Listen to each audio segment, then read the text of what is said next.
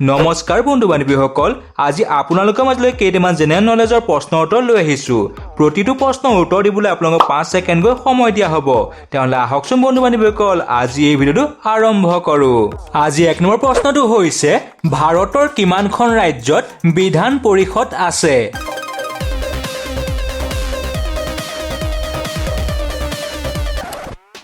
ইয়াৰ উত্তৰটো হৈছে 6খন ৰাজ্যত।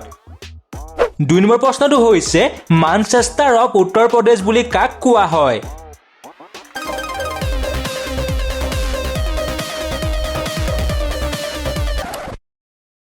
ইয়াৰ উত্তৰটো হৈছে কানপুৰ।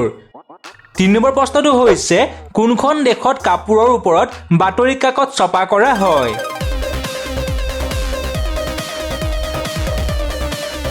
ইয়াৰ উত্তৰটো হৈছে স্পেইন দেশত। 4 নম্বৰ প্ৰশ্নটো হৈছে, স্পাইচ গাৰ্ডেন অফ ইণ্ডিয়া বুলি কোনখন ৰাজ্যক কোৱা হয়?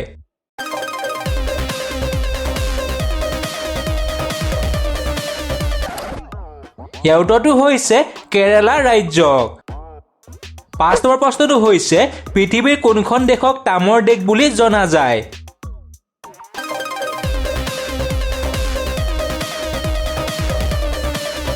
ইয়াৰ উত্তৰটো হৈছে জাম্বিয়া দেশক। 6 নম্বৰ প্ৰশ্নটো হৈছে, বিশ্ব হাত ধোৱা দিৱস বছৰৰ কোনটো দিনত পালন কৰা হয়?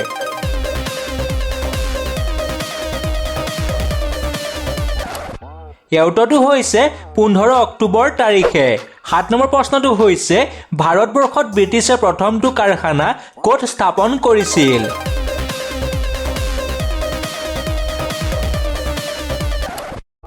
ইয়াৰ উত্তৰটো হৈছে চুৰাটত। 8 নম্বৰ প্ৰশ্নটো হৈছে, পৃথিৱীৰ হাওঁফাওঁ বুলি কাক কোৱা হয়?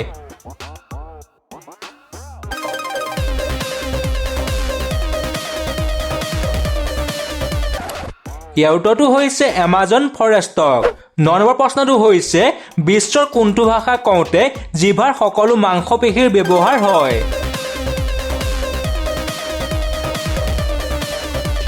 ইয়াৰ উত্তৰটো হৈছে সংস্কৃত ভাষা। 10 নম্বৰ প্ৰশ্নটো হৈছে, কোনটো জীৱই শৰীৰৰ যিকোনো অংগৰে পানী খাব পাৰে?